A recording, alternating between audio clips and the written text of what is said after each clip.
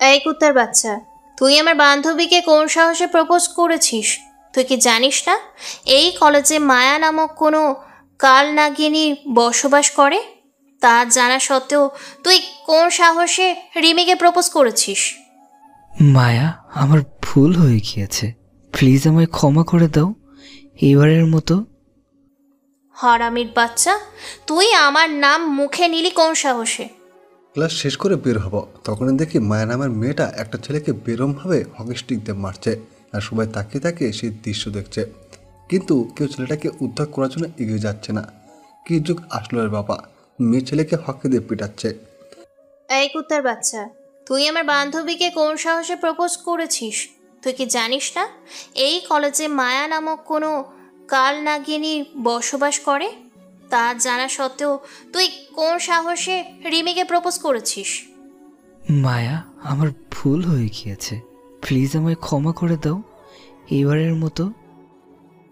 হারামির বাচ্চা, তুই আমার নাম মুখে নিলি কোন সাহসে? বলে উদুম ক্লানি শুরু করে।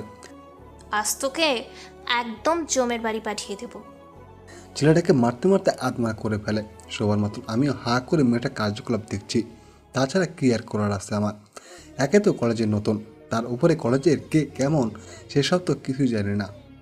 আর মেয়েটাকে যেহেতু কেউ আটকাতে সাহস পাচ্ছে না, তাহলে মেয়েটা বড় কোনো কিছু হবে। হয়তো তার বাবা খুব প্রভাবশালী। ছেলেটাকে মেরে আত্মরা করে মাটিতে ফেলে রেখেছে। ছেলেটার জন্য খুব মায়া হচ্ছে, কিন্তু কি করব, আমিও যে নিরুপায়, তাই চুপ করে দাঁড়িয়ে রইলাম। হঠাৎই দেখি কলেজের গেট দিয়ে কয়েকটা কালো গাড়ি প্রবেশ করলো। পরে গাড়ির দরজা খুলে ভিতর থেকে কয়েকটা দানব বেরিয়ে আসলো, যেগুলো উচ্চতা কম হলো 6 ফিট। তার কম হবে না কেউ, মানুষরূপী দানা পড়া। সব কটার হাতে অস্ত্র, তাও যেমন সেমন অস্ত্র না। সবগুলো ছিল মোহর মারা অস্ত্র, যেগুলো দেখলে মানুষের কলিজা শুকিয়ে যাবে। এই অস্ত্রের একটা বুলেট দিয়ে আকপিস করে দাঁড় করিয়ে দিয়ে কম হলেও 2টা মানুষ মারা যাবে। ওদের দেখে সবাই দৌড়ে কলেজ ক্যাম্পাসে ঢুকে গেল। আমি ঠাই সেখানে দাঁড়িয়ে আছি। ম্যাম, আপনার কোনো সমস্যা হয়নি তো? না, আমার কোনো সমস্যা হয়নি, আমি ঠিক আছি। আচ্ছা ম্যাম, আপনি গাড়িতে বসুন, বাকি এখানকার বিষয়টা আমি দেখছি। মেয়েটাকে সবাই প্রোটেক্ট করে গাড়িতে বসালো। তার সবচেয়ে দানব মার্কা বডিগার্ড যেটা ছিল, সে এসে সজোরে চিৎকার করে বলতে লাগলো, সবাই কান খুলে শুনে রাখো, এই কলেজে যদি কারোর হুকুমতি চলে, মায়া ম্যামের উপরে যদি কেউ উঠতে চাও, তাহলে হাতের এই মেশিনটা দেখছিস, অস্ত্র দেখিয়ে এটা সব কয়টা বুলেট পেটে পুড়িয়ে দিব। আর এই ছেলে এখানেই পড়ে থাকবে, কেউ তাকে সাহায্য করবে না। তারপর গাড়ি স্টার্ট করে চলে গেল। অবাক চোখে তাকিয়ে আসি তাদের চলে যাওয়ার দিকে। এটাই ভেবে পাই না মানুষ পাওয়ারের এত অপব্যবহার কী করে করে। ছেলেটার জন্য খুব মায়া হচ্ছিল। দৌড়ে ছেলেটার কাছে গিয়ে ওকে মাটি থেকে তুললাম। মায়ের বডিগার্ড বারণ করে গেছে ছেলেটাকে কেউ সাহায্য না করতে, কিন্তু আমি তো করবই। সবাই ভয়ে চুপসে আছে। আমি ছেলেটাকে সাহায্য করছি দেখে সবাই চোখ বড় বড় করে আমার দিকে তাকিয়ে আছে। হুট করে একজন বলে উঠল, এই ছেলে, তোর কি জানের মায়া নাই রে? মায়ার বডিগার্ড যদি জানতে পারে সে বারণ করা সত্ত্বেও তুই তাকে সাহায্য করেছিস, তাহলে তোর মৃত্যু নিশ্চিত। আরে ভাই, ভয় আপনারা পেলে পেতে পারেন, কিন্তু আমি পাই না। ওরা আমায় মারবে তো ওকে, আমিও রেডি মার খাওয়ার জন্য, কিন্তু তবুও অসহায়ের সাপোর্ট করব।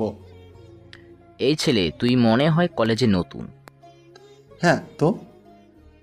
এর জন্যই তো এত উড়ো উড়ো ভাব লাগে। কিছুদিন থাক কলেজে, পরে জেনে যাবি মায়াকে আর তার পাওয়ার কতটুকু। ভাই হাসালেন। দুনিয়ায় তাহলে এখন পাওয়ারের খেলা চলে? হায় রে দুনিয়া।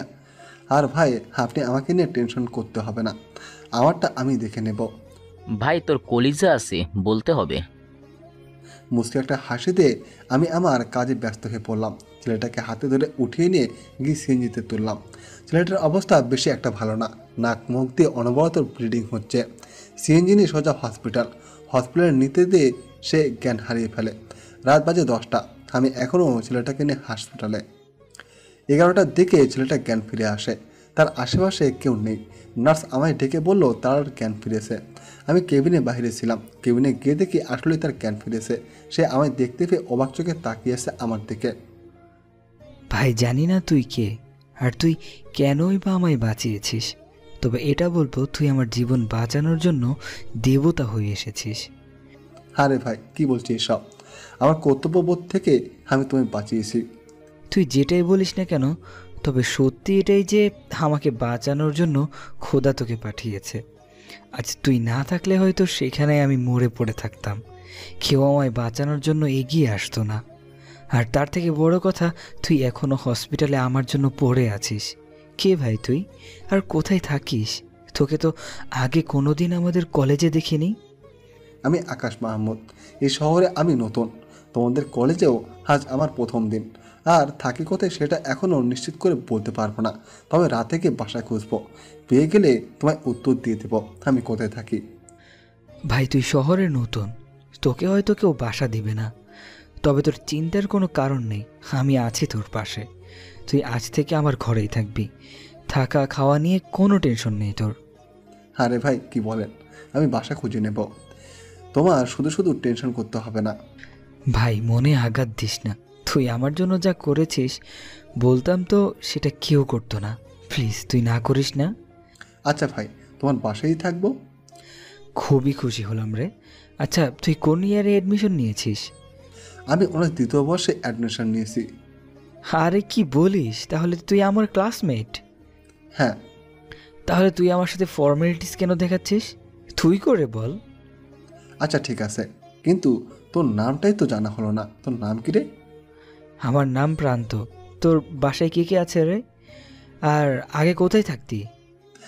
বাসায় কেউ নেই। আর আগে কোথায় থাকতাম বলতে একটা বাসা ছিল আমার, কিন্তু সেটা সমস্যার কারণে ছেড়ে দিয়ে চলে এসেছি। আচ্ছা তুই চাপ নিস না, তোর পাশে আমি আছি। যখন যা লাগবে আপন ভাই হিসেবে আমায় বলবি। আর এখন ডক্টরের সাথে কথা বলে চল বাসায় চলে যাব। আরে প্রান্ত, কি বলছিস তুই? তোর শরীর ভালো না, তোর হসপিটালে থাকা উচিত, কিন্তু তুই বাড়ি যেতে চাইছিস কেন? দোস্ত, বাসায় মা আর ছোট বোনটা একা রে।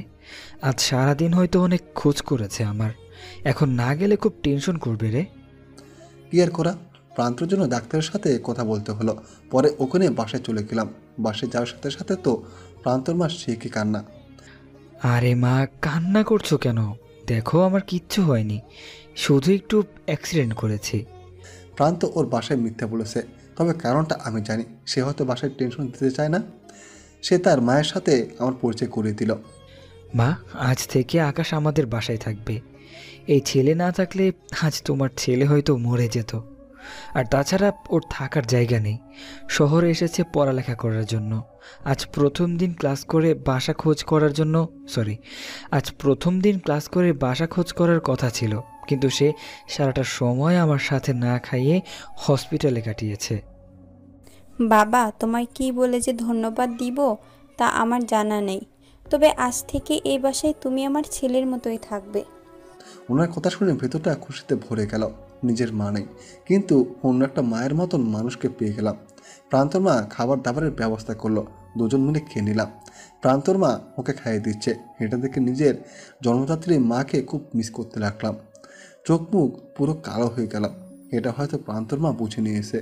বাবা, আমি কিন্তু কিছুটা আন্দাজ করতে পারছি। তোমায় আগেও বলছি তুমি আমার বাসায় আমার ছেলের মতো থাকবে। হ্যাঁ করো, আমি তোমায় খাইয়ে দিচ্ছি।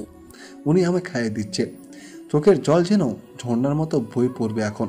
তাও নিজেকে কন্ট্রোল করে নিলাম। খাওয়া দাওয়া শেষে আমাকে একটা রুম ঠিক করে দিল। বাবা, আজ থেকে তুমি এখানেই থাকবে। রুমে এসে নিজের ব্যাগটা রেখে বিছানায় গা এলিয়ে দিয়েছি। সকালবেলা ঘুম থেকে উঠে নামাজ পড়ে নিলাম, পরে রেডি হচ্ছি কলেজের জন্য। তখনই প্রান্তর আম্মু এসে বলল,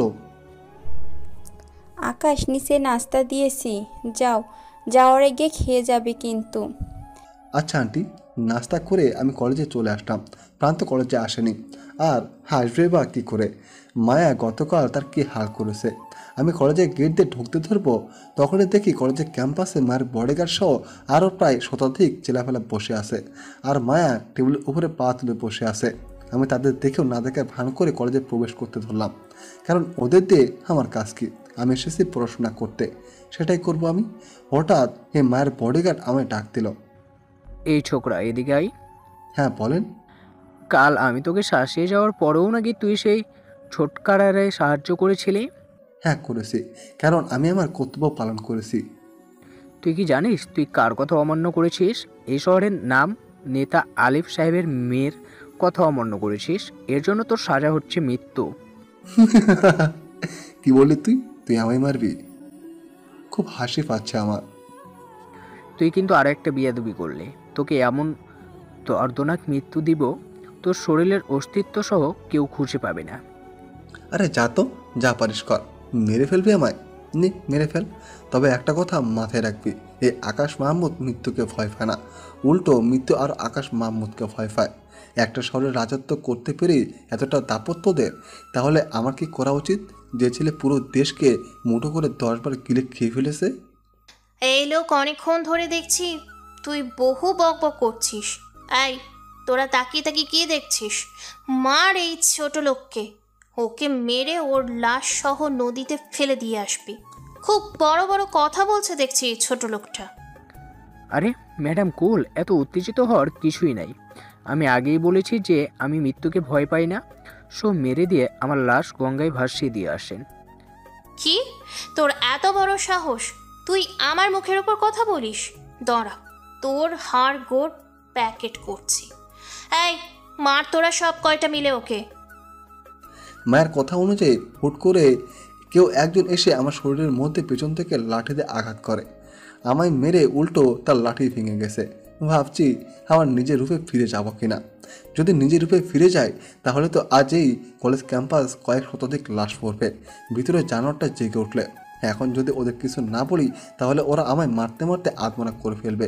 তার থেকে ভালো আমি ক্যাম্পাসটাকে শ্মশান বানিয়ে দিই। दुनियाए इस बात पे चलती है, या तो मारो या तो खुद मर जाओ। लेकिन मैं तो मारने वाला से मैं नहीं हूँ, क्योंकि बाप हमेशा बाप होती है। ভিতরে শয়তানটা রক্ত খাওয়ার জন্য তৈরি হয়ে গেছে। দুপা পিছনে গিয়ে মায়ের আসল বডিগার্ডের ঘাড় ধরে মট করে ঘুরিয়ে ফেললাম। ব্যাস কাম তামাম। সে ঘাড় মোটকে মাটির উপরে পড়ে আসে। পুরো ক্যাম্পাস আর মায়ের লোকেরা আমার দিকে হা করে চোখ বড় বড় করে তাকিয়ে আসে। কি হলো এটা? কারোর যেন কিছুই মাথায় ঢুকছে না। কি রে ছোট লোক, তুই এটা কি করলি? তখনই হেড স্যার ঘটনাস্থলের দিকে আসে। এই, এখানে কি চলছে মায়া? কাল না তোমায় বারণ করেছি এসব গুন্ডাদের কলেজে আনবে না? তুমি তো দেখছি আমার কথা শুনবে না। একে তো এদের নিয়ে এসেছো, দ্বিতীয় আবার মারামারিও করছো। স্যার, অতিরিক্ত বলে ফেলছেন কিন্তু। দেখছেন না এই ছেলে আমার বডিগার্ডকে মেরে মাটিতে শুইয়ে রেখেছে। মাথা কিন্তু বিগড়ে আছে স্যার। প্লিজ আপনি চলে যান আর আমাকে আমার কাজটা করতে দিন। আরে ম্যাম কি বলছেন এসব? আমি কখন আপনার বডিগার্ডকে মারলাম? সে তো আমার হাত লেগে এমনটা হয়ে গেছে। স্যার প্লিজ, হ্যাঁ আপনি আমাকে বাঁচান। আমি সত্যি ওনার বডিগার্ডকে মারিনি, অনিচ্ছা সত্ত্বেও আমার হাত ওনার ঘাড়ে লেগেছে আর উনি মাটিতে লুটে পড়েছেন। মায়া, তুমি তোমার গার্ড ফার্ড নিয়ে কলেজ থেকে চলে যাও আর কলেজে আমাদের শান্তিতে ক্লাস করাতে দাও। না, আমি যাব না। আমি এই ছোট লোককে মেরেই কলেজ থেকে যাব। মায়া, ভুলে যেও না আমি তোমাদের প্রিন্সিপাল। আমার কথা যদি না শোনো এখন, তাহলে তোমায় কলেজ থেকে নাম বরখাস্ত করে বের করে দেব। পরে যা হবে দেখা যাবে। হয়তো আমায় মেরে ফেলবে তোমার লোকেরা, সেসব নিয়ে আমার আপত্তি নেই, কিন্তু এটা মনে রেখো পুরো কলেজের সামনে তোমায় লজ্জা পেয়ে কলেজ ছাড়তে হবে। সেটাতে কিন্তু তোমার সম্মানহানি হবে। আরে স্যার, এই ছেলে আমার সাথে বেয়াদবি করেছে, আমার লোকের গায়ে হাত তুলেছে, আর আপনি তারই পক্ষ নিচ্ছেন? মায়া, আমি জানি এই ছেলে কিছুই করেনি, কারণ তোমরা সংখ্যায় অনেক আর সে একা। তার থেকে বড় কথা, তোমার ছোটোখাটো বিষয়ে গায়ে লাগে বেশি, সেটা আমি জানি। সো এখন এদেরকে কলেজ থেকে চলে যেতে বলো। কলেজে কোনো মারামারি আমি চাই না। যা করার তোমরা বাইরে গিয়ে করো, সেটা তোমাদের ব্যাপার, কিন্তু কলেজে না। স্যার, কাজটা ভালো করলেন না।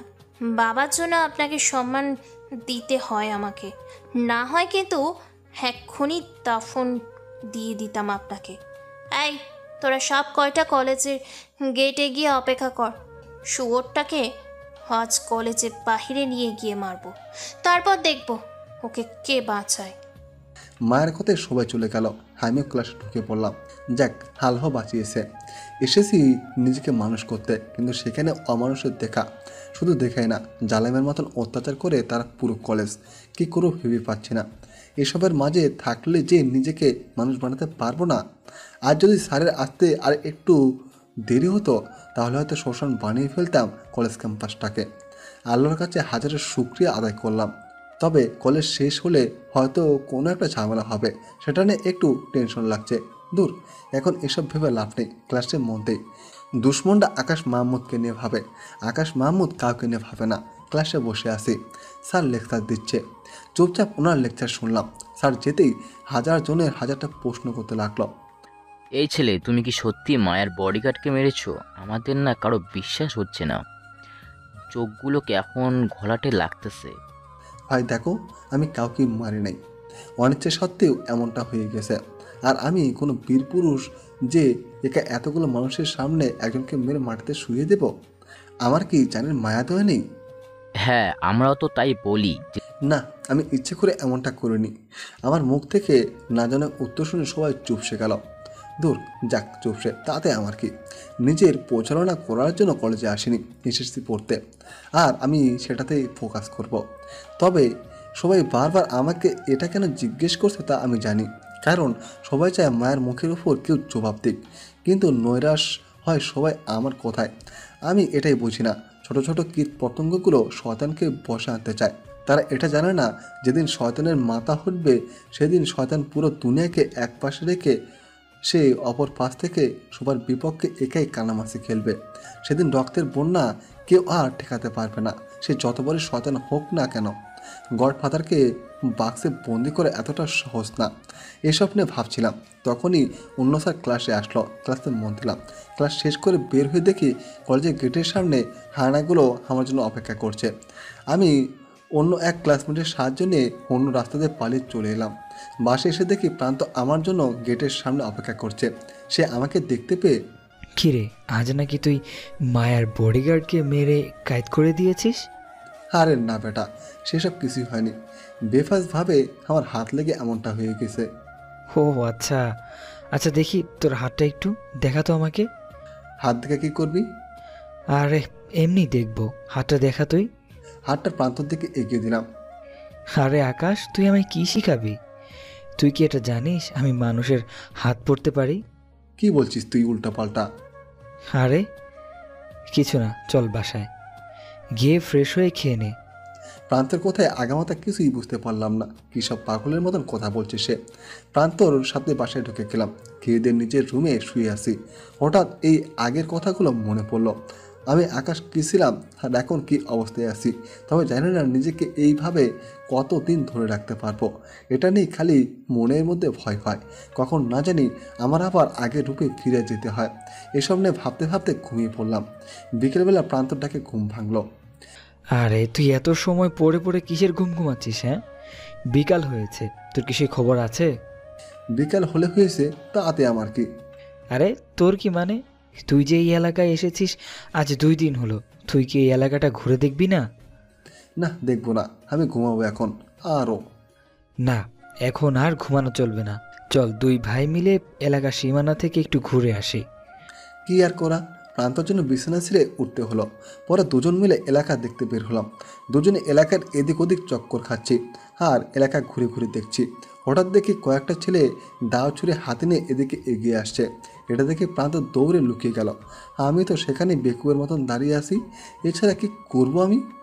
ছেলেগুলো একদম আমার সামনে চলে আসলো, এসে সোজাসুজি আমার কোলা চেপে ধরেছে। এই তোর সাথে যে প্রান্ত ছিল সে কই? তা তো আমি জানি না, দুজন মিলে হাঁটছিলাম, কিন্তু হঠাৎ সে উধাও হয়ে গেল। সত্যি সত্যি বল সে কই? ওর সাথে পুরনো ঝামেলা আছে আমাদের কিছু। ভালোই ভালো বলছি, কই সেটা বলে দে, না হয় তোর অবস্থা কিন্তু খারাপ হয়ে যাবে। আরে ভাই, সে কই আমি কেমনে বলবো? আমি আসছি আজ এলাকায় নতুন, তাকে নিয়ে ঘুরতে বের হয়েছি, আর তোমরা এসে আমার কোলার ধরে চাপাচাপি করছো।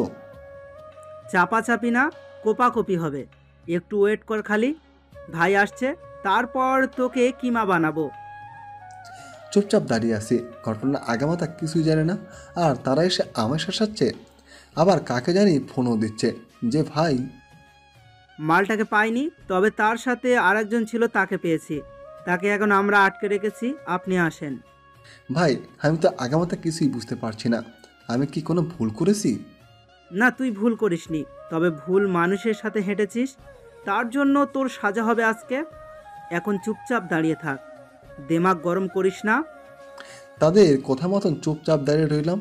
একটু পর একটা বিএম সিরিজের কার এসে সামনে দাঁড়ালো। কে সে দেখতেও পাচ্ছি না, তার ছেলে পেলে আমায় ঘিরে রেখেছে। মালটা কোথায়? বস, মালটা ওই যে। এত সময় চেহারা দেখতে পেলাম না লোকটার। লোকটা আমাকে দেখে সেখানে আটকে গেল, এক পাও আর সামনে আগাচ্ছে না। বস, কি হলো? মালটাকে দেখবেন না? লা ইলাহা ইল্লা আনতা সুবহানাকা ইন্নী কুনতু মিনাজ জালিমিন। আজ আর কারো রক্ষা নেই। তোরা বাঘকে খাঁচে বন্দি করেছিস। জীবনের মায়া যদি থাকে তাহলে এখান থেকে দৌড়ে পালা, না হয়তো দাফন করার জন্য লাশটাও খুঁজে পাবি না।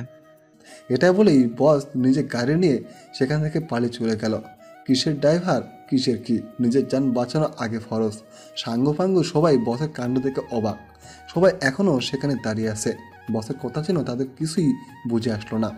একটা ছেলে বসকে ফোন লাগায়, কয়েকবার রিং করে, কিন্তু বস ফোন ধরে না। শেষে গিয়ে ফোন ধরে। বস, আপনি এভাবে চলে গেলেন যে? তোরা এখনো সেখানে দাঁড়িয়ে গেছিস? তাড়াতাড়ি সেখান থেকে পালা। যাকে তোরা আটক করেছিস সে কোনো সাধারণ মানুষ না, সে একটা মনস্টার, প্রাণপ্রিয় ছোট ভাই। তাড়াতাড়ি পালারে তোরা সেখান থেকে, না হয় সে একাই তোদের সব কয়টাকে গিলে খাবে। তোদের সাথে হয়তো আমার আর শেষ দেখা হবে না। নিতার এমন কথা শুনে সবাই আকাশকে ছেড়ে দিয়ে সেখান থেকে পালিয়ে চলে গেল। আকাশের জন্য কি হচ্ছে কিছুই মাথায় ঢুকছে না, তবে এটুকু সে বুঝতে পেরেছে হয়তো আকাশকে তাদের বস চেনে। বাসায় চলে এলাম। এসে দেখি প্রান্ত বসে বসে রুমে হাঁপাচ্ছে। কি রে, তুই আমার ছেলে চলে এলি কেন? আর তোদের সাথে ওর কিসের ভেজাল? আগে তুই এটা বল, তোকে ওরা আস্ত ছেড়ে দিয়েছে কি করে? আমি তো তোর জন্য টেনশন করতে করতে মরে যাচ্ছি। সে তো আমি নিজেও জানি না। তাদের নেতা আসলো, পরে আমায় দেখে সে গাড়ি স্টার্ট করে চলে গেছে। যাক, কলিজাটা একটু ঠান্ডা হলো। আরে এখন তো বল, কি ঝামেলা তাদের সাথে তোর? ভাই বলিস না রে, আগে খুব মারামারি করতাম আমি। একবার আমাদের ফ্রেন্ডদের মধ্যে একটা মারামারি হয়। তার ছোট ভাইও আমাদের ফ্রেন্ড, সে আমাদের সাথে গুটি করেছিল। পরে আমরা মিলে তাকে কেলাই। এরপর থেকে পিন্টু ওর বড় ভাই, সে আমাদের পিছু লাগে। ওর বড় ভাইয়ের মোটামুটি পাওয়ার আছে। ভাই তোরা পারিসও বটে, আর তুই টেনশন নিস না। আজকের পর হয়তো তারা আর তোকে কিছু করবে না। মানে বুঝলাম না, তারা আমায় আজকের পর আর কিছু করবে না? তুই সেটা জানলি কি করে? আরে এমনি বললাম, হয়তোবা আর কিছু করবে না। এখন চল, আন্টি নাস্তা লাগিয়েছে টেবিলে, খেতে যাব। তারপর দুজন মিলে খেয়ে নিলাম। সেদিনটা সারাদিন প্রান্ত আর আমি রুমে কাটিয়ে দিলাম। পরদিন সকালে উঠে কলেজে যাব। রেডি হয়ে কলেজের উদ্দেশ্যে রওনা দিলাম। প্রান্ত এখনও পুরোপুরি সুস্থ না, তাছাড়া মায়া তাকে কিছু একটা করে দেওয়ার ভয় আছে।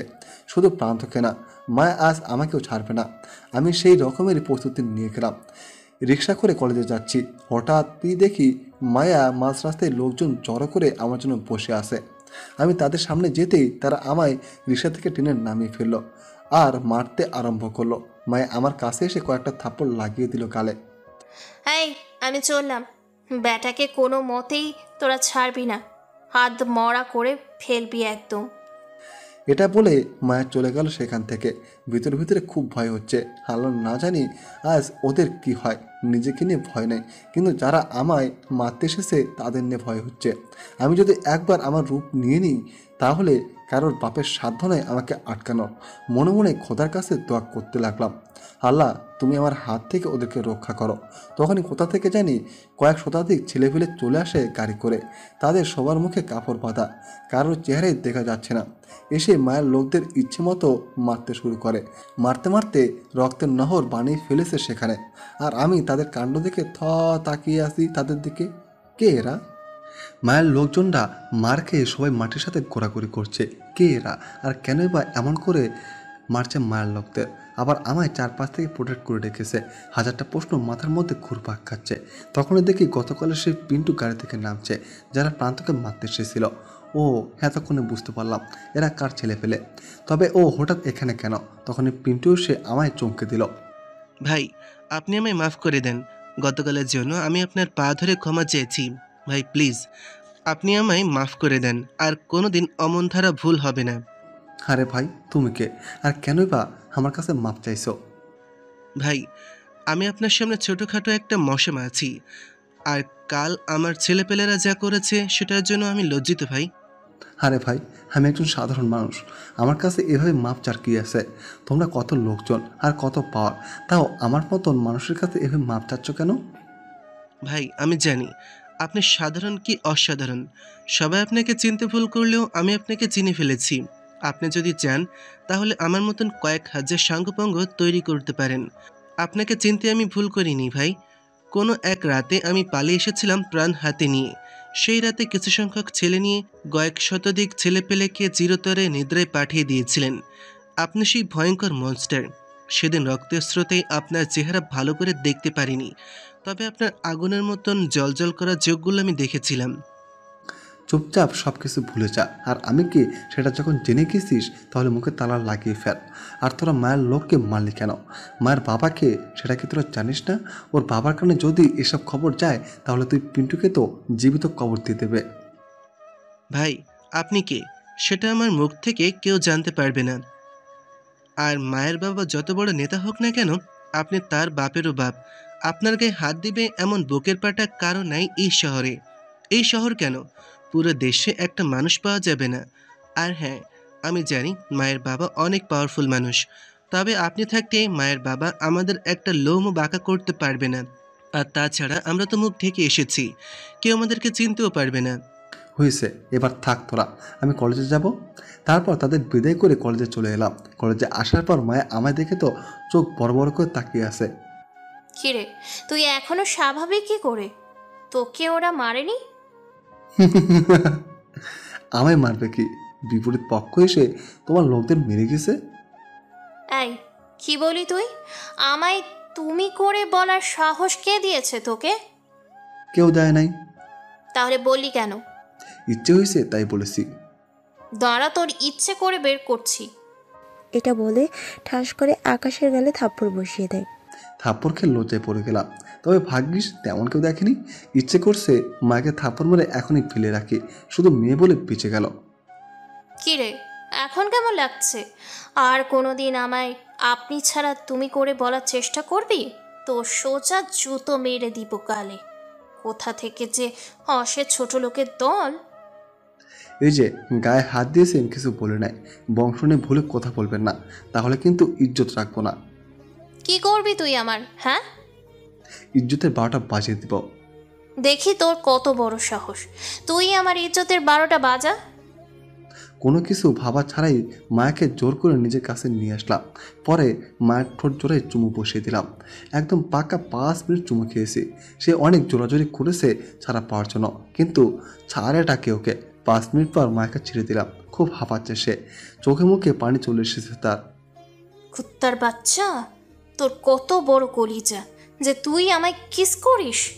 তোর তো আজ আমি 12টা বাজিয়ে দেব। তোর মরার সময় হয়ে এসেছে। তুই খালি একটু অপেক্ষা কর, আমি পাপাকে ফোন দিচ্ছি। ওকে দাও দাও, যাকে ফোন দেওয়ার দাও, আমি ভয় পাই না।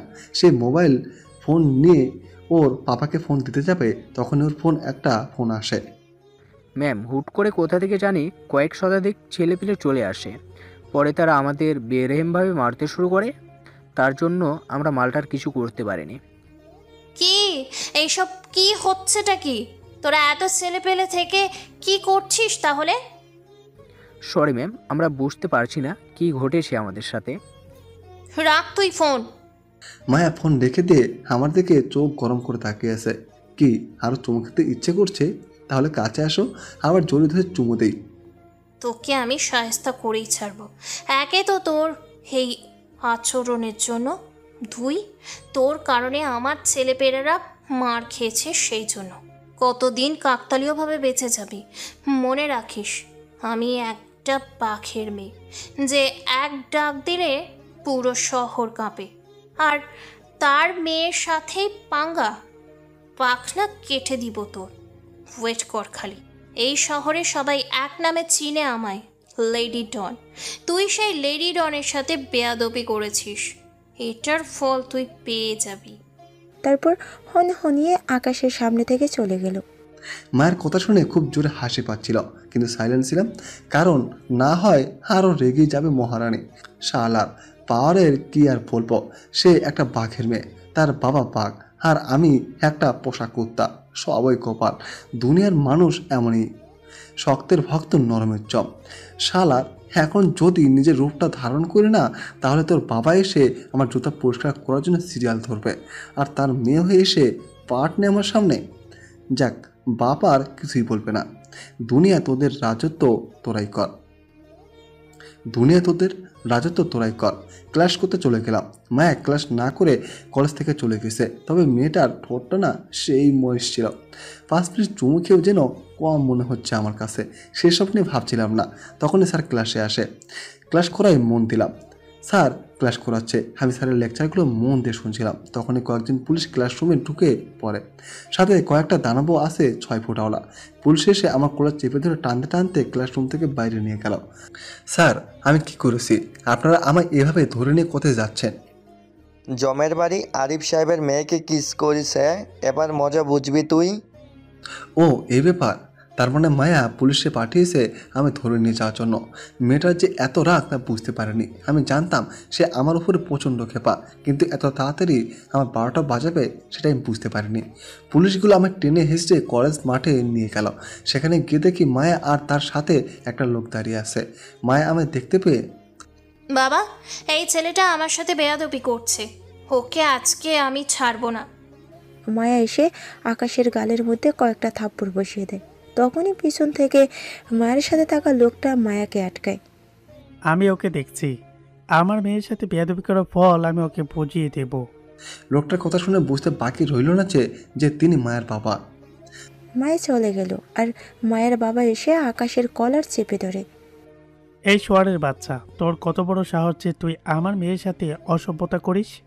তুই কি জানিস না মায়া কার মেয়ে?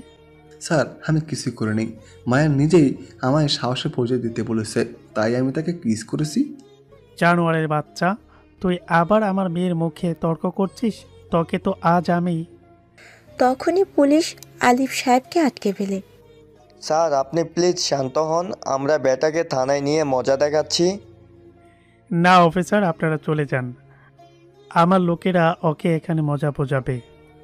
পুরো কলেজ দেখুক সে কার মেয়ের সাথে অসভ্যতা করেছে। না হয় আজ বাদে কাল অন্য কেউ সে ভুল করবে। ওকে স্যার, আমরা তাহলে তাকে ছেড়ে দিলাম, আপনার যা ইচ্ছে হয় আপনি তার সাথে করুন। ওই গাড়ি থেকে হকি বের কর, উদুম কেলানি কেলা বেটাকে এখানে। আলিফ সাহেবের কথা অনুযায়ী তার রক্ষিতারা আমাকে মারতে শুরু করে, মারতে মারতে মাটিতে ফেলে দেয়। আমি টু শব্দ করিনি। তখনই হুট করে কোথা থেকে জানি পিন্টু চলে আসে। স্যার আপনি প্লিজ আপনাদের লোকদের মানা করুন যাতে ছেলেটাকে না মারি। এই পিন্টু, হঠাৎ তুই এই ছেলের হয়ে ওকালতি করতে এলি কোথা থেকে? তুই জানিস সে আমার মেয়ের সাথে কি করেছে? স্যার প্লিজ আপনি বোঝার চেষ্টা করেন, যাকে আপনারা মারছেন সে কে আপনারা তা কেউ জানেন না। এই পিন্টু, বেশি বক বক করিস না, তাহলে কিন্তু তোরও 12টা বাজিয়ে দেব। স্যার আপনার দরকার হলে আমায় মারেন, তাও প্লিজ ছেলেটাকে ছেড়ে দিন। না হয় কাল সকালে কেউ আর দুনিয়ার আলো দেখতে পাবেন না। যাকে আপনারা মারছেন সে একটা ঘুমন্ত হায়না, একবার চটে গেলে সব কয়টা রক্ত পান করে ছাড়া থামবে না। পিন্টু তুই পাগল হয়ে গিয়েছিস, হসপিটালে গিয়ে ডাক্তার দেখা। স্যার আপনার পায়ে পড়ি, ছেলেটাকে ছেড়ে দেন। পিন্টু আলিফ সাহেবের পায়ে পড়ে যায়। তখনই আকাশ পিন্টুকে ইশারা করে বলে চুপ থাকতে। ওকে স্যার, আমি চললাম, আপনাদের যা ইচ্ছে হয় করুন, আমার আর কিছুই বলা নেই। জানার মায়াজার নেই, তাকে হাজার বলেও বোঝানো যাবে না। পিন্টু সেখান থেকে চলে যায়। আলিফ সাহেবের লোক আকাশকে মারতে মারতে আধমরা করে ফেলেছে। আকাশ মাটিতে পড়ে আছে। তখনই কলেজের গেট দিয়ে 11টা হায়না প্রবেশ করে, হাতে বিশাল বিশাল অস্ত্র নিয়ে। আলিফ সাহেব হায়নাগুলোকে দেখে থরথর করে কাঁপতে শুরু করে। হায়না একটা চেঁচিয়ে বলে ওঠে। হায়নার গলার শব্দ শুনে আকাশ মাটিতে শুয়ে সজোরে হাসতে আরম্ভ করে। মেনে বলা থা, মেরা দামা খাটিয়ে তো দুর্ঘটনা ঘাটিয়ে। এখনকার বাপের সাধ্য আছে দেখি, পারলে তোরা আমার রক্ত খাওয়া থেকে আটকা। মাটি থেকে উঠে দাঁড়ালাম, কিন্তু নিজের শরীরের ব্যালেন্স রাখতে পারছি না, ঢুলে পড়ে যাচ্ছিলাম বারবার। তখনই হায়নার দল এসে আমায় ধরে ফেলে। ভাই আপনি ঠিক আছেন তো? আপনার এই অবস্থা যে করেছে তাদের তো আজ শ্মশান ঘাট পর্যন্ত এগিয়ে দিয়ে আসবো। হ্যাঁ, আমি ঠিক আছি, আর তোদের কিছু করতে হবে না, ওদের আমি দেখছি। তোরা খালি দাঁড়িয়ে দাঁড়িয়ে তামাশা দেখ। পুরো কলেজ হা হয়ে তাকিয়ে তাকিয়ে দৃশ্য দেখছে। এ যেন এক কাল নেমে এসেছে কলেজ মাঠে। সবাই হায়নাগুলোর ভয়ে দৌড়ে যে যার মতন নিজেকে আড়াল করে ফেলে। হায়না একটার হাত থেকে মেশিন একটা হাতে উঠিয়ে নিলাম। আমায় মারিস? তোদের কত বড় সাহস! আজ মেশিনের ডাট দিয়ে মেরে আলিফ সাহেবের মস্তক কয়েক ভাগ বিভক্ত করে ফেলব। মেশিনে আলিফ সাহেবের দিকে ঢুলতে ঢুলতে এগিয়ে গেলাম। আলিফ সাহেব ঘুমন্ত বাঘকে জাগাতে হয় না, না হয় নিজেরই প্রাণ হারানোর ভয় থাকে, কিন্তু আপনি সেটাই করলেন। এখন আমার হাত থেকে আপনাকে কে বাঁচাবে? এই ছেলে, তুই কাকে কি বলছিস? তুই জানিস না আমি কে, আমার কত পাওয়ার। আমি চাইলে তোকে এখানেই মেরে পুঁতে ফেলতে পারি। আলিফ সাহেব, আপনার কথা শুনে প্রচুর হাসি পাচ্ছে। আপনি যা বললেন তা কখনোই পারবেন না, কারণ এই যে দেখছেন হায়নাগুলো, এক একটা রক্তচোষা হায়না। একটা হায়না যদি আপনার বিপক্ষে দাঁড়িয়ে যায়, তাহলে 3 অক্ষরে আলিফ নামের মতন আপনাকে মেরে 3টা খণ্ডে বিভক্ত করে ফেলবে। এই তোরা তাকিয়ে কি দেখছিস? এই ছোকরাটা সহ সব কটাকে মেরে কোমায় পাঠিয়ে দে। বদমাসটা অনেক কথা বলছে দেখছি। আমিও দেখতে চাই ওর কত বড় স্পর্ধা, সে আমাকে হুমকি দেয়। মার খেয়েও মেজাজটা শান্ত করে রেখেছিলাম, কিন্তু এবার মনে হচ্ছে সব কটারে 12টা বাঁচাতেই হবে। মেশিনের ডাটটা উল্টো ঘুরিয়ে আলিফ সাহেবের মাথায় বাড়ি দিতে ধরলাম, তখনই ধপাস করে উল্টো আমি মাটিতে পড়ে গেলাম। এমন সময় চিফ মিনিস্টারের গাড়ি কলেজের গেট দিয়ে প্রবেশ করে। আলিফ সাহেব চিফ মিনিস্টারকে দেখেই স্যালুট দিয়ে দাঁড়িয়ে পড়ে। চিফ মিনিস্টার তার সালামের উত্তর না দিয়ে সোজা আলিফ সাহেবের কলারের মধ্যে ধরে ফেলে। এই জানোয়ার, তুই কার গায়ে হাত দিয়েছিস তুই জানিস?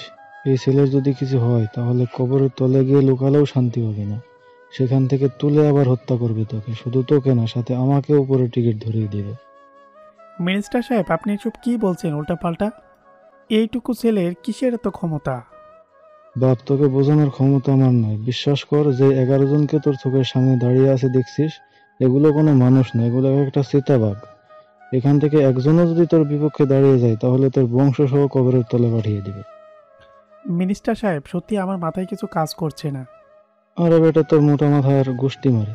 আগে নিজের যান বাঁচানো ফরজ। তুই যা জাহান্নামে, আমি এই ছেলেকে নিয়ে আগে হসপিটালে যাই, না হয় বেটা পরে আমাকেও ছাড়বে না। চিফ মিনিস্টার নিজে আকাশকে মাটি থেকে তুলে নেয়, পরে আকাশকে নিয়ে সোজা হসপিটালে চলে যায়। হায়নাগুলোও গাড়ি নিয়ে মিনিস্টারের সাথে সাথে হসপিটালে যায়। আলিফ সাহেব তখনও সেখানে ঠায় দাঁড়িয়ে আছে। পিন্টু গেটের বাহির থেকে দাঁড়িয়ে দাঁড়িয়ে সব তামাশা দেখছিল। সে আলিফ সাহেবের মুখে হতাশা দেখে ভিতরে আসে। স্যার, আপনাকে বলেছিলাম এই ছেলে কেন যেমন তেমন ছেলে না। এই ছেলেকে মারা এত সহজ না, আর যদি কেউ ভুলে মেরে দেয় তাহলে তাকে সেই কবরস্থানে দাফন করবে। সেই কবরস্থানের সব মুর্দারা কবর থেকে উঠে পালাবে। এই ছেলে এমন খতরনাক ভাইরাস। স্যার, এখন আমি চললাম, আর যাওয়ার আগে একটা কথাই বলে যাই। কয়েকজন হুজুরকে মোটা অঙ্কের টাকা দিয়ে আগে থেকে খবর দিয়ে রাখেন, যেন আপনার জানাজা পড়ায়। না হয় এমন বেরেহেমভাবে আপনাকে মারবে যে হুজুরা আপনার লাশ দেখার পর কেউ জানাজা পড়ানো তো দূরের কথা, আপনার লাশের কাছে মশামাছি পর্যন্ত আসবে না। এই পিন্টু, তুই আমাকে হুমকি দিচ্ছিস? না স্যার, আপনার সতর্ক করছি, কারণ এই চিতাবাঘটাকে আহার করতে আমি নিজ চোখে দেখেছি। এবার চললাম স্যার। পিন্টু সেখান থেকে চলে আসে। আলিফ সাহেবের মাথায় এখনও ঢুকছে না যে কে এই ছেলে, আর কিসের এত পাওয়ার এই ছেলের যে মিনিস্টার পর্যন্ত মরণের বয়স ছুটে এসেছে। দেখ, মাথাটা যেন জ্যাম হয়ে গেছে, বাড়িতে যাওয়া দরকার, না হয় মাথা আরও জ্যাম হয়ে যাবে। পরে তিনি বাসায় চলে যায়। অন্যদিকে আকাশকে হসপিটালে এডমিট করানো হয়। প্রান্তর বাসার মানুষ খবর পেয়ে তাড়াতাড়ি দৌড়ে হসপিটালে আসে। এসে দেখে চিফ মিনিস্টার আকাশের পাশে বসে আছে। প্রান্তর পরিবার চিফ মিনিস্টারকে দেখে থতমত খেয়ে যায়। প্রান্ত ডাক্তারকে জিজ্ঞেস করে, আকাশ এখন কেমন আছে? আপনারা ওর ট্রিটমেন্ট করেছেন তো ভালো করে? ইনশাল্লাহ মোটামুটি ভালো। তোমাদের চিন্তার কোনো কারণ নেই। চিফ মিনিস্টার নিজেই তদারকি করে নিয়ে এসেছে, যেখানে সেখানে ভালো করে ট্রিটমেন্ট হবে না মানে?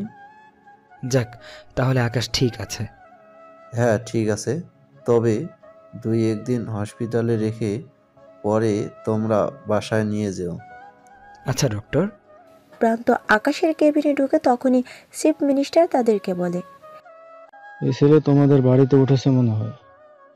হ্যাঁ স্যার, সে আমাদের বাসাতেই থাকে। আচ্ছা ঠিক আছে, তবে তোমরা কিন্তু ওর ভালোভাবে খেয়াল রেখো। আচ্ছা স্যার, তবে একটা জিনিস মাথায় কাজ করছে না, কে এই আকাশ? আর চিফ মিনিস্টার কেন ওকে নিয়ে হসপিটালে আসলো? মাথায় তো কিছুই খেলছে না। না, আকাশ সুস্থ হোক, তার থেকে এসবের উত্তর জানবো। রাতের দিকে আকাশের জ্ঞান ফিরে আসে। আকাশকে আরও দুদিনে হসপিটালে রেখে বাড়িতে নিয়ে যাওয়া হয়। এই দুদিন হায়নাগুলো পুরো হসপিটাল পাহারা দিয়েছে, কেউ যেন আকাশের ক্ষতি করতে না পারে। বাড়িতে নিয়ে আসার পর আকাশ রাতের বেলায় বিছানায় শুয়ে আছে। তখনই প্রান্ত আকাশের রুমে আসে। আকাশ, তোকে একটা কথা জিজ্ঞেস করার ছিল। হ্যাঁ বল। তুই কে সত্যি করে বল, কি তোর পরিচয়?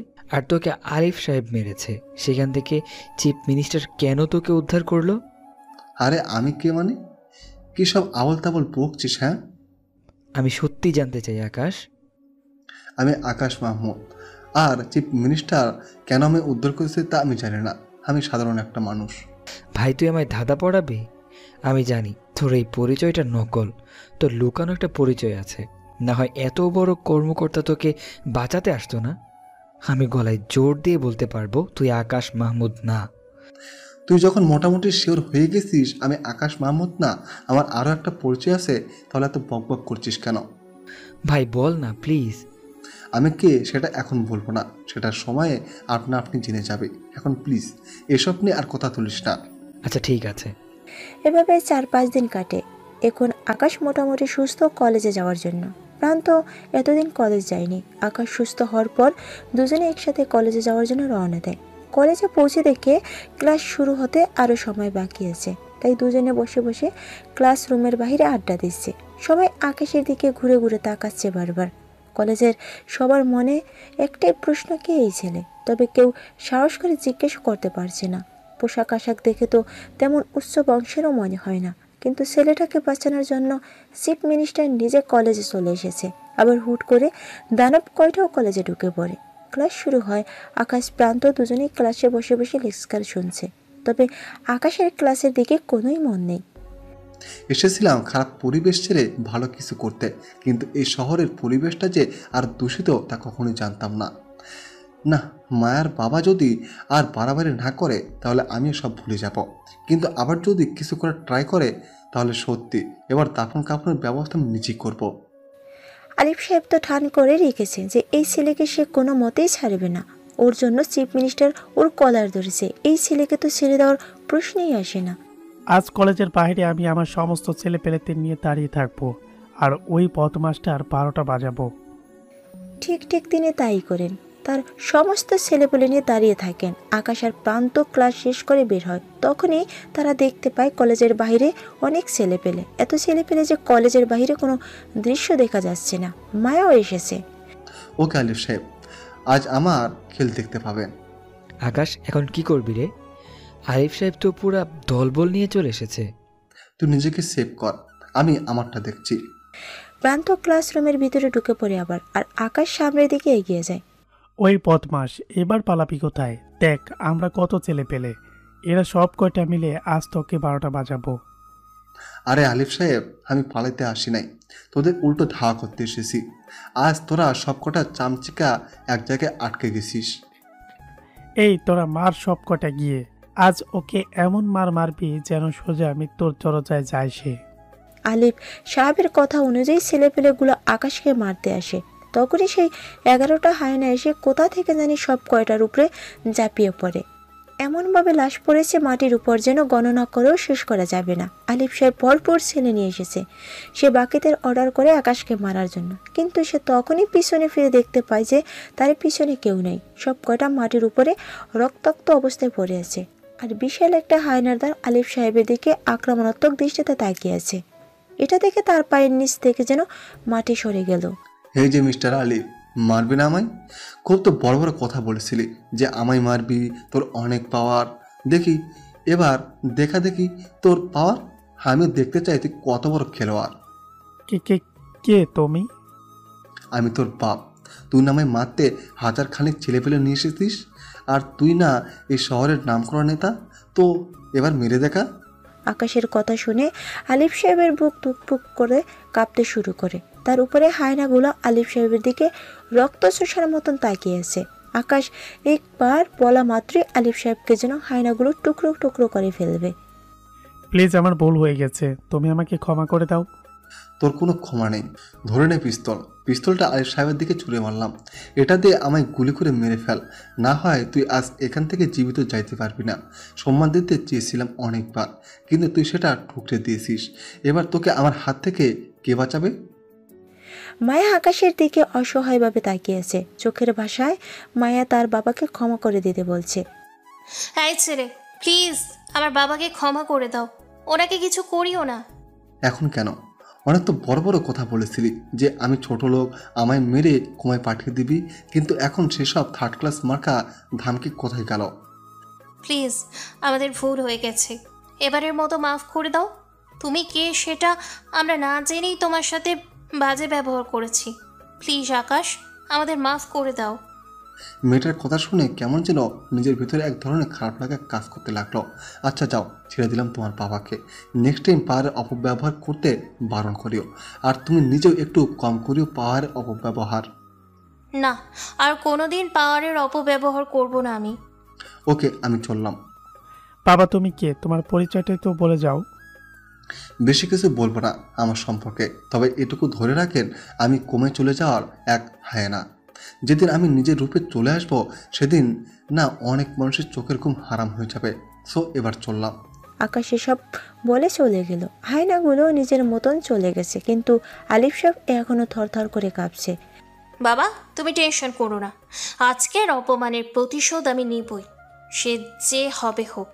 তবে এটা মাথায় রাখিও যে তোমার মেয়েও অনেক নাম কামিয়েছে। তোমার মেয়ে এমনি এমনি লেডি ডন হয়নি, তোমার মেয়েও আলাদা একটা শক্তিশালী ফোর্স আছে। এমন হারে না তোমার মেয়ের টিমেও আছে। শুধু সময়ের অপেক্ষা করো, আমি আমার পুরো টিমকে নিয়ে সব কয়টাকে শেষ করব। মারে, তুই এসব করতে যাস না।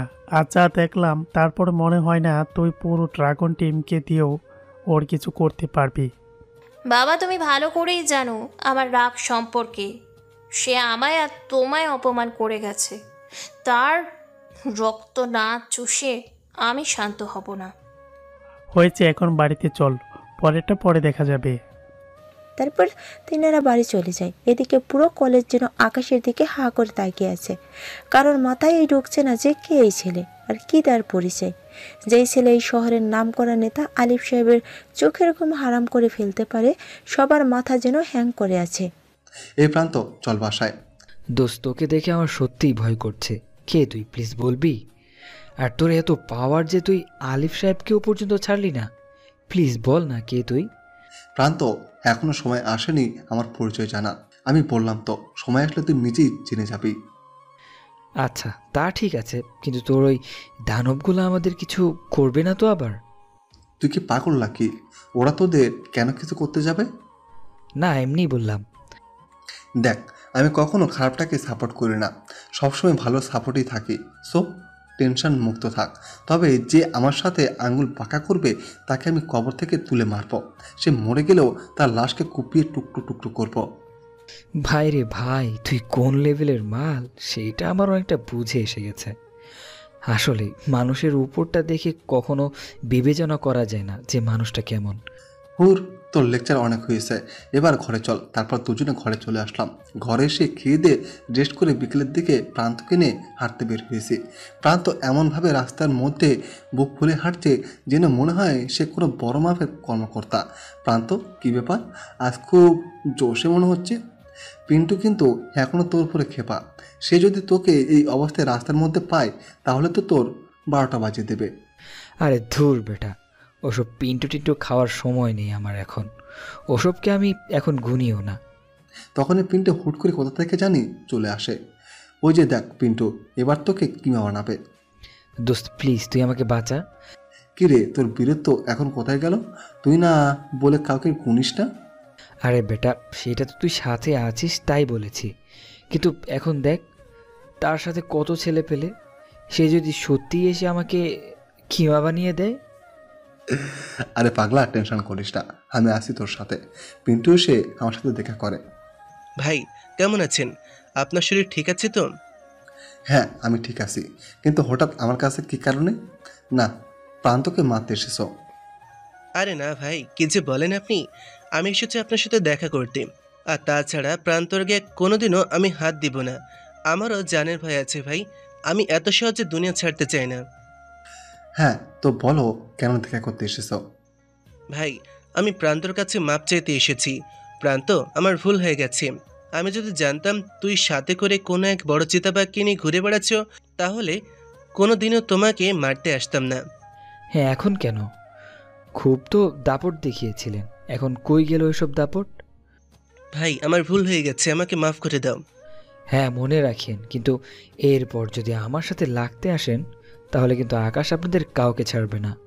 না ভাই, মরে যাব তাও এসব কথা ভাববো না। আর আকাশ ভাই, আমি প্রথম দেখাতেই চিনে ফেলেছি আপনি কে। না হয়তো আজ আমি কবরের তলে থাকতাম। ভাই ধন্যবাদ আমায় মাফ করে দেওয়ার জন্য। হয়েছে হয়েছে, থাক, আর ওসব বলো লাগবে না। শুধু একটা কথাই বলি, পাওয়ারের অপব্যবহার করো না। না ভাই, আর কোনোদিনও করব না। আর ভাই, আপনার কোনো সমস্যা হলে আমায় জানাবেন প্লিজ। আপনার জন্য আমার জানও দিতে রাজি আমি। থাক, তা লাগবে না, তবে যেটা বলেছি সেটা পালন করিও। এবার চললাম আমি। প্রান্তকে নিয়ে বাসায় চলে আসলাম। দিনটা প্রান্তর বাসার সবার সাথে হাসি খুশিতে কাটলো। পরের দিন সকালবেলা কলেজে যাওয়ার জন্য প্রান্তর সাথে বের হয়েছি। কলেজ গেট দিয়ে ঢুকবো, তখনই দেখি কলেজের সিনিয়র ভাইয়া আমায় মাথা নুই সালাম দিচ্ছে। কি হলো রে প্রান্ত ওদের? যারা কলেজে দাদাগিরি করতো তারা আজ আমায় সালাম দিচ্ছে। তুই কে আর তোর পাওয়ার কতটুকু সেটা সবাই জেনে গেছে। বাহ, পাওয়ারের এত মূল্য দুনিয়ায় যে একটু পাওয়ার দেখালে দুনিয়া তার হাতের মুঠোয়। হ্যাঁ রে, এটা তো দুনিয়ার নিয়ম। আচ্ছা চল কলেজের ভিতরে চল।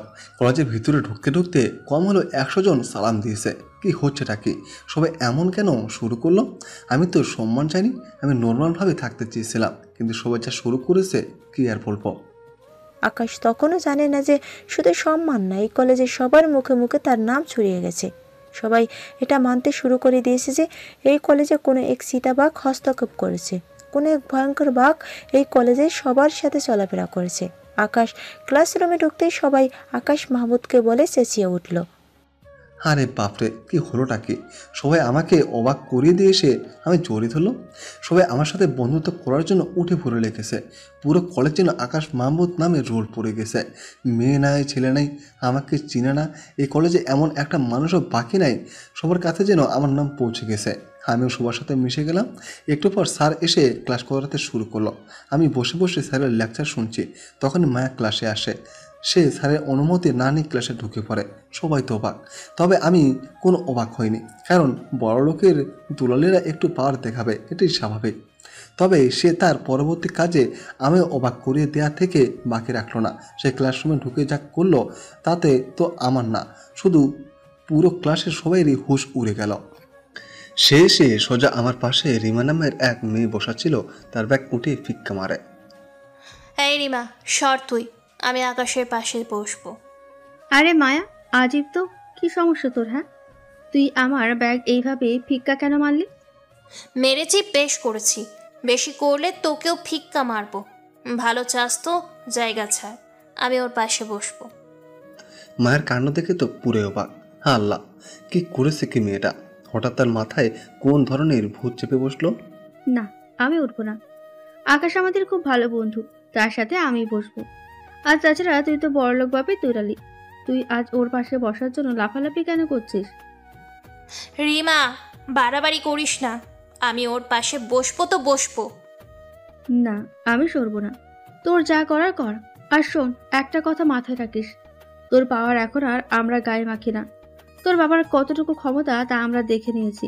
এতদিন মুখ বুজে সহ্য করেছি তোকে, তোর অসৎ আচরণকে, কিন্তু এখন তোর মুখের ওপরে জবাব দেওয়ার মতন কাউকে পেয়ে গেছি আমরা। সো একদম গলাবাজি করবি না। স্যার, আপনি রিমাকে আকাশের পাশ থেকে উঠতে বলেন, আমার কিন্তু চরম রাগ হচ্ছে। সেটা আমি জানি না মায়া, তোমার কিছু বলার হলে তুমি আকাশকে বলো, কারণ সে এখন এই কলেজের মাথা।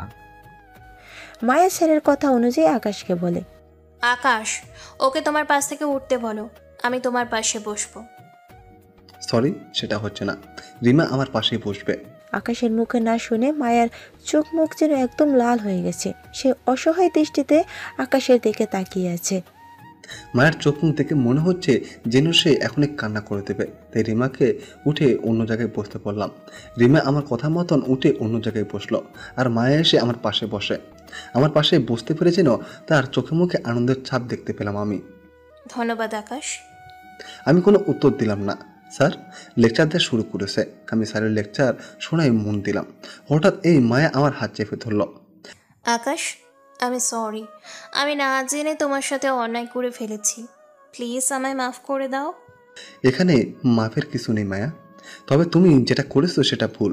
পারলে নিজ থেকে শুধরে যাও। সত্যি আমি শুধরে যাব। প্লিজ একটা সুযোগ দাও আমায়। এখানে সুযোগ কি হলো মায়া? নিজের খারাপে নিজেই শুধরাও, তাইলেই হবে। আকাশ, সেই দিন না তুমি আমায় কিস করেছিলে? বিশ্বাস করো, আমি তারপর থেকে কেমন জানি হয়ে গিয়েছি। আমি তোমাকে সেই অধিকারটা সারা জীবনের জন্য দিতে চাই। মায়া কি সব বলছো উল্টো পাল্টা? আমার কোনো অধিকার নেই, একা আছি, ভালো আছি। না, আমার তোমাকেই চাই। বলে আকাশের হাত আরো শক্ত করে চেপে ধরল। প্লিজ আমায় ফিরিয়ে দিও না। মায়া অতিরিক্ত হয়ে যাচ্ছে কিন্তু। এসব কিছু করবে জানলে কখনোই তোমাকে আমার পাশে বসতে দিতাম না। আকাশ প্লিজ, একটা বার তুমি আমায় সুযোগ দাও। ধ্যাত, মেজাজটা খারাপ হয়ে যাচ্ছে আমার। স্যার আমি চললাম, আমার আর ক্লাস করতে ইচ্ছে করছে না। আকাশ স্যারকে বলে ক্লাস থেকে বের হয়ে আসলো। আকাশের পিছনে পিছনে মায়াও বের হয়ে আসলো ক্লাস থেকে, তবে অনুমতি ছাড়া। আকাশ এসে কলেজ ক্যান্টিনে বসে আছে, মায়া তার পিছু পিছু ক্যান্টিনে আসে। এই তুমি আমার পিছনে পিছনে এখানে চলে এসেছো? আকাশ প্লিজ একটু বোঝার চেষ্টা করো, আমি তোমায় ভালোবেসে ফেলেছি। হাসালে মায়া, কি আমার সাথে পেরে উঠতে না পেরে নতুন চাল চালছো? আকাশ বিশ্বাস করো, সত্যি তোমায় আমি ভালোবাসি। আমি তো তোমাকে ভালোবাসি না, আর তাছাড়া তোমাকে আমি কেন, কেউ তোমাকে ভালোবাসবে না।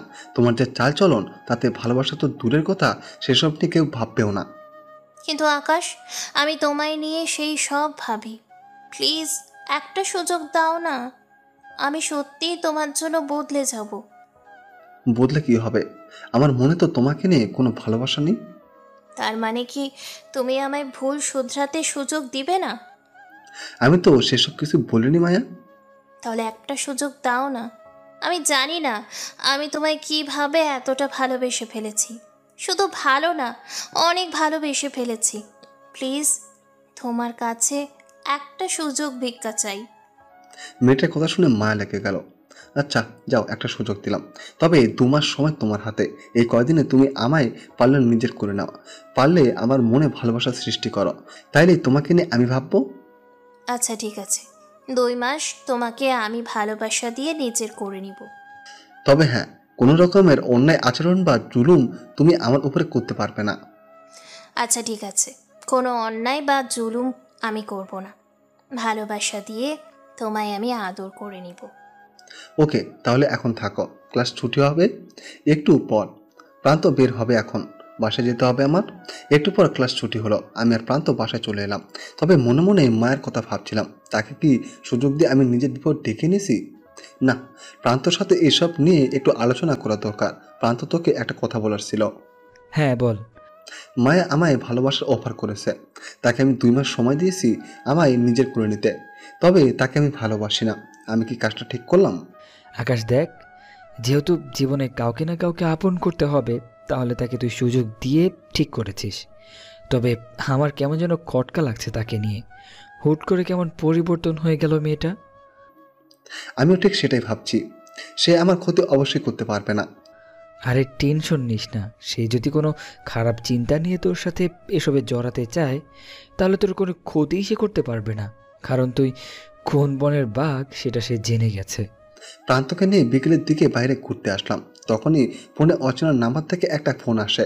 ফোনটা রিসিভ করতেই, ভাই, জাদুঘর আপনার সাথে দেখা করার জন্য বাংলাদেশে আসতে চাচ্ছে। তার টিমের ছেলেকে নাকি কারো যেন মেরে রাস্তায় ফেলে রেখেছে।